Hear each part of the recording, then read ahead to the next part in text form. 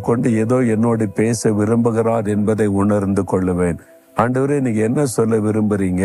இந்த உபத்திரவத்தின் மூலமா ஏதோ எனக்கு சொல்ல வருகிறீங்க, அது எனக்கு சொல்லுங்கன்னு நான் கேட்ட உடனே ஆண்டவர் அழகா சொல்லுவார், உனக்கு இன்னும் கொஞ்சம் பொறுமை வேணும், சாந்தம் வேணும், பாடுகளை சகிக்கிற குணம் வேணும், மன்னிக்கிற சுபாவம் வேணும்.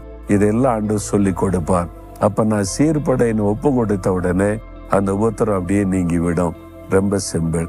உங்க வாழ்க்கையில, குடும்பத்துல, உங்களுடைய வியாபாரத்துல, வேலை செய்கிற இடத்துல, எல்லா இடத்துலையுமே இந்த உபத்திரம் பாடு வரும்போது இந்த மாதிரி யோசித்து உங்களை அர்ப்பணித்து கொள்ளுங்க. உடனே காரியம் மாறுவதை நீங்கள் பார்ப்பீங்க. ஆண்டவரே, கொஞ்ச காலம் பாடுகளுக்காக ஸ்தோத்திரம். என்னை சீர்படுத்தி, ஸ்திரப்படுத்தி, பலப்படுத்த என்னை ஒப்பு கொடுக்கிறேன்.